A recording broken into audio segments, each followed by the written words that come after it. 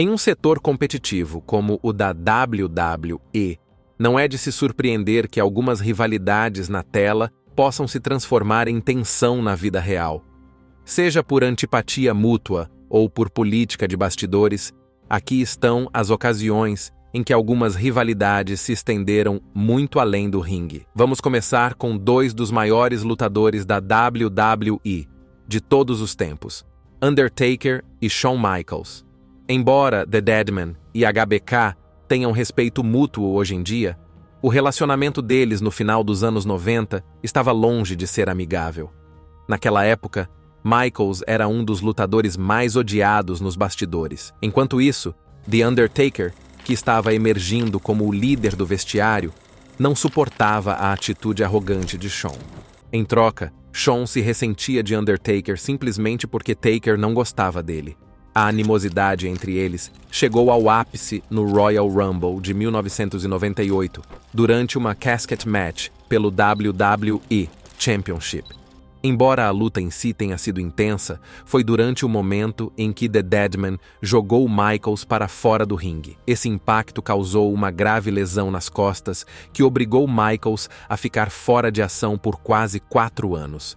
No entanto, antes que ele pudesse tirar uma folga, Michaels estava pronto para entregar o WWE Championship para a estrela em ascensão mais quente da época, Stone Cold Steve Austin, mas HBK estava hesitante em colocar Steve Austin no topo. O Undertaker, no entanto, estava determinado a garantir que o combate ocorresse conforme o planejado. Tendo testemunhado as consequências do Montreal Screwjob poucos meses antes, Taker não estava disposto a deixar a história se repetir. Rumores sugerem que Taker ameaçou bater diretamente em Michaels se ele tentasse fazer alguma política dessa vez. Para manter sua posição, The Deadman ficou na posição de gorila durante o evento principal da WrestleMania 14, garantindo que Shawn o seguisse. Apesar da tensão durante anos, os dois homens acabaram evoluindo para o respeito mútuo e até mesmo para a amizade, depois que Michaels retornou à WWE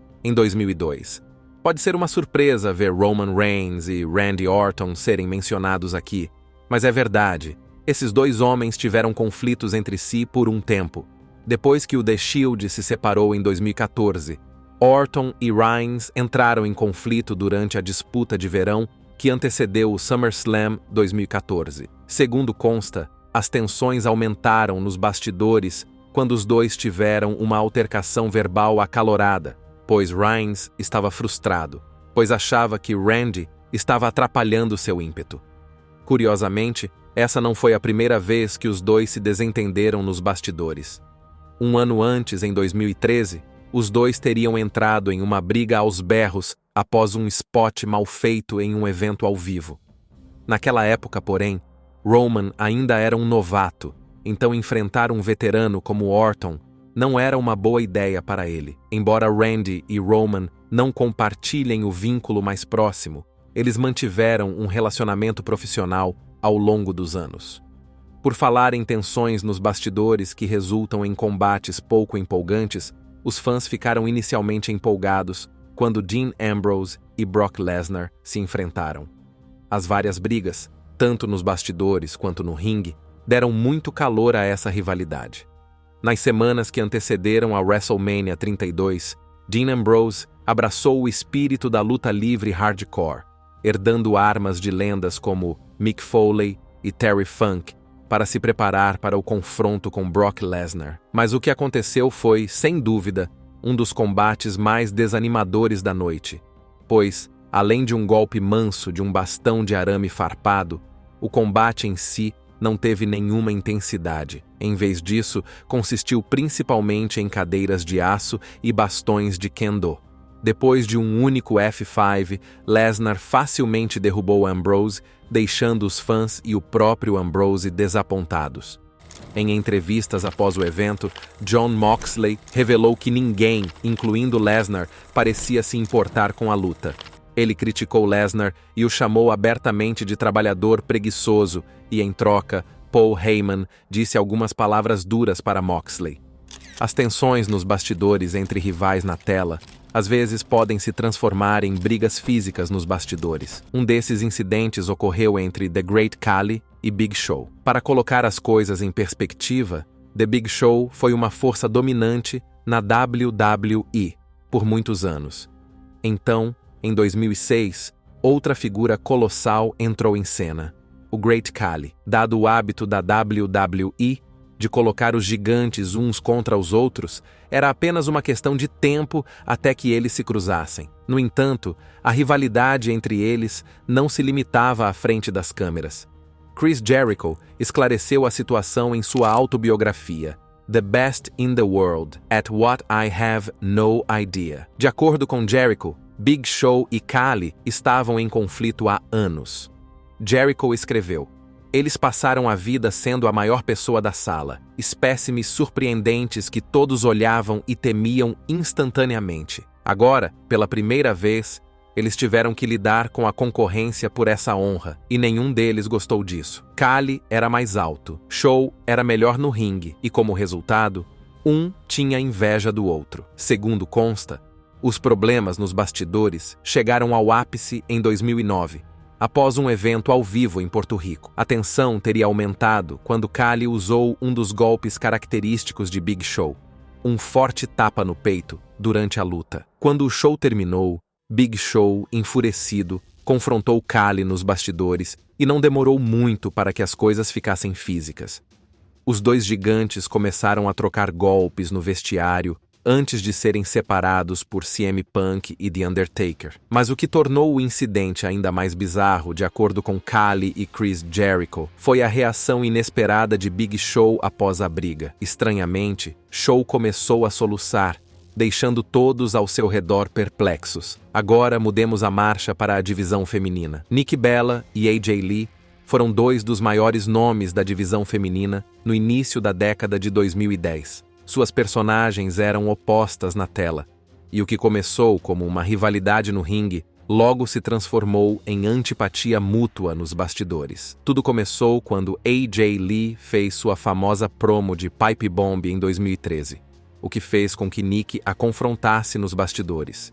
Um ano depois, em 2014, Lee desferiu outro golpe ao dizer em uma promo que o talento não é sexualmente transmissível, o que era uma clara referência ao relacionamento das Bellas com John Cena e Daniel Bryan.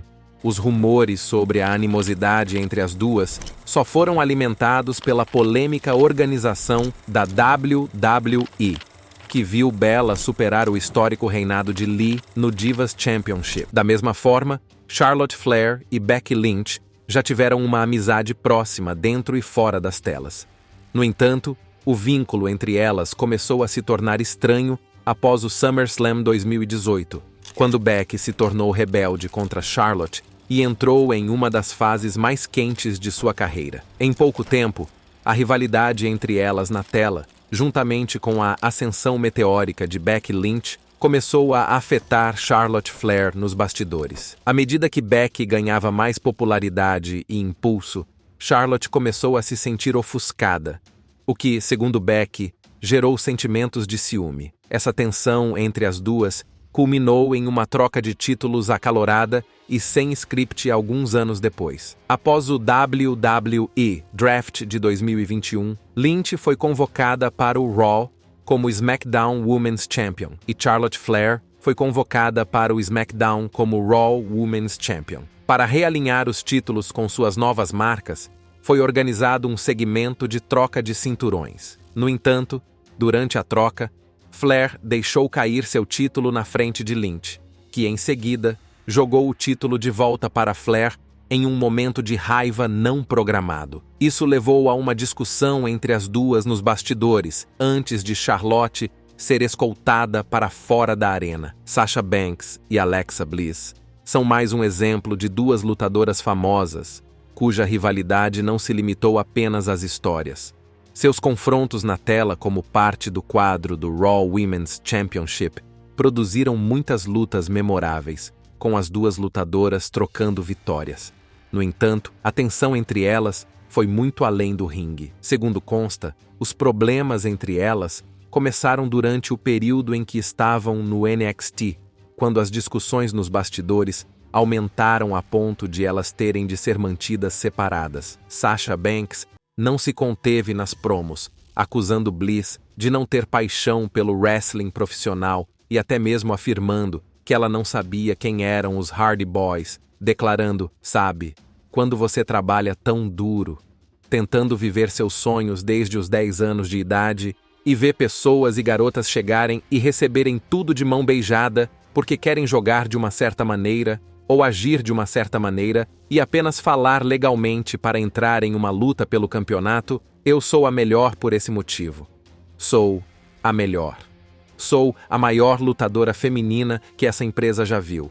E se ela não acredita em mim, é melhor me assistir. Apesar da animosidade, Alexa Bliss pareceu se manter civilizada, pelo menos publicamente. Ao abordar a situação, Bliss disse, eu vi as coisas que ela disse sobre mim. Se é assim que ela se sente, tudo bem, mas sabemos que podemos deixar isso de lado e ter uma luta produtiva e profissional, porque é disso que se trata. Graças à sua infame reputação de político nos bastidores, Hulk Hogan fez muitos inimigos fora do ringue. No entanto, nenhuma rixa na vida real se tornou mais pessoal do que aquela com o Macho Man Randy Savage. Não há dúvida de que Hogan e Savage foram figuras centrais em uma das maiores histórias da década de 1980. Eles trabalharam juntos como The Mega Powers, e a história da separação da equipe, que aconteceu na WrestleMania 5, supostamente também aconteceu na vida real. O principal motivo da desavença foi quando Savage acusou Hogan de ter um caso com sua esposa, Miss Elizabeth, e chegou a culpar o Hulkster pelo seu divórcio. Agora, um dos maiores mistérios da luta livre é o motivo pelo qual Hulk Hogan ficou com um olho roxo na WrestleMania 9. Durante anos, circulou uma lenda urbana de que ninguém menos que The Macho Man havia brigado com Hogan e lhe dado um soco no rosto antes da WrestleMania 9. No entanto, por volta de 2010, as coisas estavam em paz entre eles. Nas palavras de Hogan, depois de se encontrarem acidentalmente em um hospital, eles tiveram uma conversa agradável e, no final, pediram desculpas um ao outro. No final dos anos 90 e início dos anos 2000, The Rock e Triple H eram duas das maiores estrelas da WWE. E, embora sua química no ringue fosse inegável, as coisas estavam longe de ser harmoniosas nos bastidores. A natureza competitiva da WWE significava que os dois homens queriam estar no topo, mas só havia uma vaga disponível, o que resultava em tentativas de sabotagem, traição e conversas de mau gosto. Bret Hart se lembra da tentativa de Triple H de sabotar a ascensão inicial de The Rock em 1997. Enquanto isso, o executivo da WWE, Bruce Pritchard, observou que a tensão entre os dois homens se espalhou em suas promos, onde ambos se desviaram do roteiro para atacar verbalmente um ao outro. Enquanto isso, Ric Flair expressou sua crença de que algum nível de animosidade ainda pode persistir entre The Game e The Brahma Bull até hoje. Os dois homens abordaram sua rivalidade em um episódio especial do WWE Rivals em fevereiro de 2024, no qual ambos admitiram ter um ódio real um pelo outro devido à competitividade e ao ciúme. Embora ambos afirmem estar em boas relações, as tensões entre eles ainda são palpáveis hoje em dia. Durante o pontapé inicial da WrestleMania 40, The Rock atacou Triple H depois que Cody Rhodes fez alguns comentários duros sobre a família Anoa'i. O exemplo mais recente de dois lutadores que estão em desacordo um com o outro é Seth Rollins e CM Punk. Embora sua rixa na tela esteja apenas começando, eles de fato compartilham uma história que se estende por mais de uma década, que remonta aos dias de Seth no The Shield. Embora CM Punk agora chame a WWE de sua casa, não há como negar que depois que Punk saiu da WWE, ele criticou a promoção por muitos anos. Seth, por ser leal e dedicado à WWE, não gostou das observações de Punk e revidou. Apenas 10 meses antes do retorno histórico de Punk no Survivor Series 2023, Seth o chamou abertamente de câncer e o advertiu para ficar longe da WWE. O ódio amargo de Seth por Punk pode explicar sua reação exagerada ao retorno de Punk no Survivor Series. Até mesmo o Second City Saint não se conteve ao criticar Rollins. Punk comentou: "Somos muito parecidos. A diferença é que posso falar sobre minha carreira sem ter que mencioná-lo. Ele não pode falar sobre sua carreira. Ele não pode falar sobre sua carreira sem falar de mim. Eu entendo de onde ele está vindo, sabe?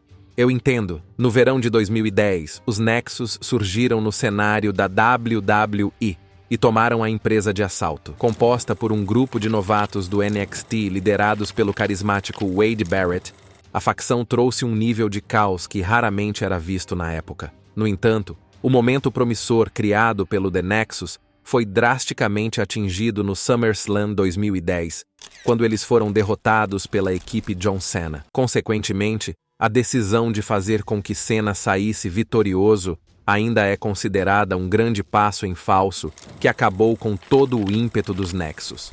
Essa vitória foi odiada pelos fãs e até os próprios companheiros de equipe de Cena, Edge e Chris Jericho foram contra essa vitória.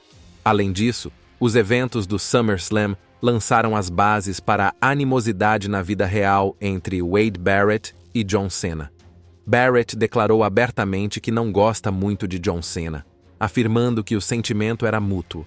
Ele ainda comentou: "Há caras como John Cena com quem eu não me dou bem. Acontece que ele não é uma personalidade com a qual eu me dou muito bem, dentro ou fora do ringue." No verão de 2005, Shawn Michaels e Hulk Hogan se enfrentaram pela primeira vez em suas carreiras no SummerSlam 593 Tinted, o que foi anunciado como uma luta dos sonhos. No entanto, a luta logo se tornou lembrada por todos os motivos errados, em grande parte devido à tensão na vida real entre os dois. A história conta que Hogan insistiu em ser o único rosto na briga, forçando Michaels a se tornar um heel com relutância. Originalmente, o plano era fazer uma trilogia de lutas, com Hogan vencendo 2 e Michaels garantindo uma. Segundo consta, HBK concordou em perder para Hogan como parte de uma história de longo prazo. No entanto, os relatórios sugerem que Hogan se recusou a colocar HBK no topo em qualquer momento. Michaels, que conhecia bem a reputação de Hogan como político nos bastidores, não estava disposto a deixar que a luta se desenrolasse inteiramente nos termos de Hogan, sem que ele expressasse seus sentimentos. Determinado a se vingar dele, Michaels exagerou nos movimentos de Hogan durante toda a luta. Cada golpe ou golpe de Hogan era recebido com uma reação exagerada de Michaels. Foi relatado que Hogan estava muito frustrado com as palhaçadas de Shawn, mas ele conseguiu manter a calma e terminar a luta como planejado. Com tanta animosidade entre os dois, não é de se admirar que a WWE tenha decidido por um fim à briga. Embora Randy Orton seja respeitado por quase todos os lutadores de hoje em dia e seja um homem de família bem conhecido, antigamente ele era mais conhecido por seu temperamento impetuoso dentro e fora do ringue, especialmente durante sua era Viper, careca e psicopata, em 2009. Essa reputação incluía uma rixa na vida real com Kofi Kingston. A animosidade entre eles remonta a 2010, quando Kingston estava em ascensão e parecia pronto para entrar no cenário do evento principal. Infelizmente, a promissora ascensão de Kingston foi interrompida abruptamente, fazendo com que ele voltasse para o mid-card. O incidente ocorreu durante um episódio do Raw, em que Kingston, Cena e Orton competiram em uma luta de ameaça tripla. Perto do final da luta, Kofi estava pronto para receber um punch kick de Orton. No entanto, Kingston aparentemente se esqueceu do final planejado, levantando-se várias vezes depois de ser derrubado. Ele havia pensado que o final envolveria um RKO. Frustrado com o erro de comunicação, Orton derrubou Kingston de forma agressiva com um RKO brutal. Imediatamente depois, Orton começou a gritar estupidamente no ringue, um momento que foi capturado pela câmera. Apesar de garantir a vitória, a raiva de Orton permaneceu visível, alimentada em parte por seus conhecidos problemas de controle da raiva. Como alguém muito influente na época, Orton supostamente desempenhou um papel importante na interrupção da promoção de Kingston. Nas semanas e meses que se seguiram, Kingston teve seu tempo de televisão reduzido significativamente e era frequentemente escalado para perder. Isso prejudicou seu ímpeto, justamente quando ele estava prestes a entrar no cenário dos eventos principais. Durante anos, tanto Kofi Kingston quanto Randy Orton teriam ficado ressentidos um com o outro, pois Kofi acreditava que as ações de Orton haviam lhe custado anos valiosos de sua carreira. No entanto, o tempo pareceu amenizar a tensão, e após a vitória monumental de Kofi no WWE Championship na WrestleMania, a WWE reacendeu a briga entre eles pela primeira vez em quase uma década. Na época do SummerSlam, Orton tuitou sobre suas intenções de conquistar seu 14º título mundial, o que aumentou a tensão na história. Kofi, em um raro momento de franqueza, respondeu ao tweet, afirmando que ele não era mais o mesmo jovem talento que Orton havia enterrado em 2009. CM Punk é, sem dúvida, a melhor contratação de Triple H desde que assumiu o cargo de diretor criativo no verão de 2022. O fato de esses dois terem conseguido deixar de lado sua rivalidade de uma década na vida real foi nada menos que surpreendente.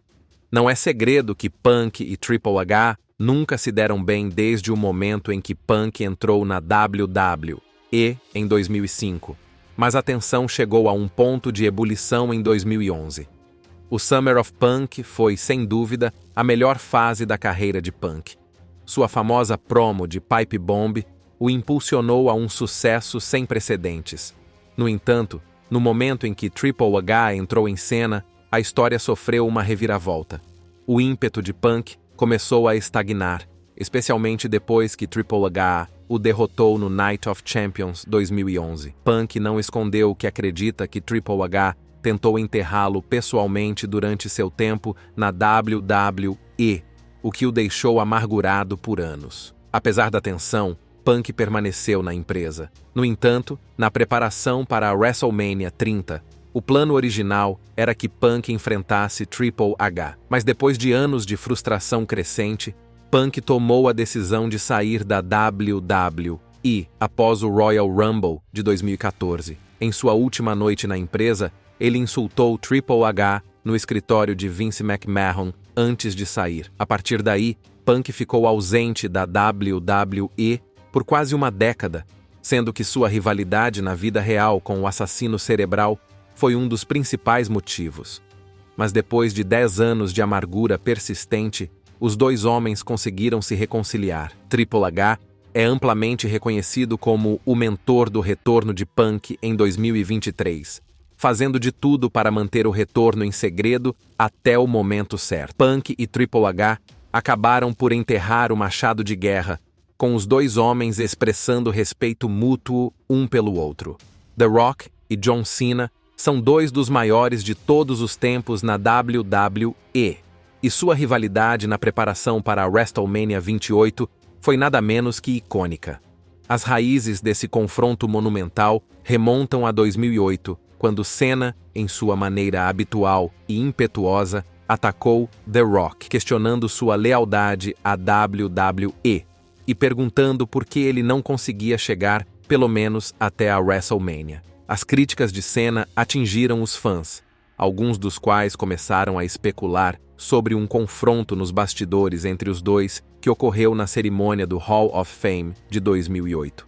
Quando The Rock finalmente retornou à WWE em 2011, a mágoa ainda estava presente. Em uma de suas famosas promos na preparação para a WrestleMania 28, Cena mais uma vez atacou pessoalmente The Rock, inclusive chamando-o de famoso por escrever suas notas promocionais em seu pulso. De acordo com The Rock, a tensão nos bastidores ficou tão forte durante a temporada da WrestleMania que eles quase se agrediram. Nos bastidores, sua influência incomparável nos bastidores tornou difícil para a equipe criativa determinar o resultado da luta. No entanto, quando chegou a WrestleMania 29 para a revanche, a animosidade havia se dissipado e os dois haviam construído um respeito mútuo. Nenhuma briga na história da WWE foi tão intensa e revolucionária quanto a que ocorreu entre Shawn Michaels e Bret Hart.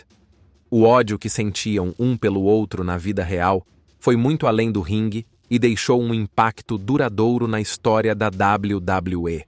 O que começou como uma rivalidade profissional entre dois dos maiores astros da WWE, que lutavam para ser os melhores, rapidamente se transformou em uma vingança pessoal. A infame promo dos Sunny Days de HBK, em que ele deu um soco na vida pessoal de Bret Hart, provocou uma briga nos bastidores entre os dois. Durante a briga, Bret teria arrancado pedaços do cabelo de Shawn, o que levou Michaels a dizer que não se sentia seguro.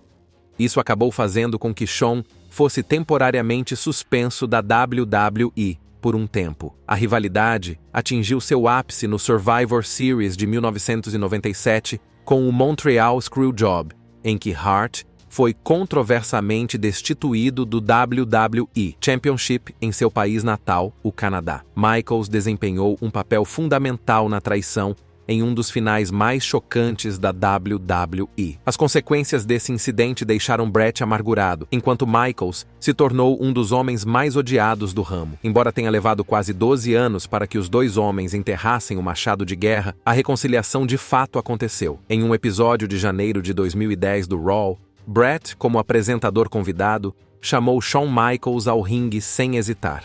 Em uma troca de palavras emocionante, as duas lendas se desculparam, apertaram as mãos e se abraçaram, finalmente colocando fim à rivalidade de longa data na vida real. O que você achou do vídeo de hoje? Deixe-nos saber sua opinião na seção de comentários. E antes de ir embora, não se esqueça de curtir este vídeo e se inscrever no Ring Rivals para não perder os próximos.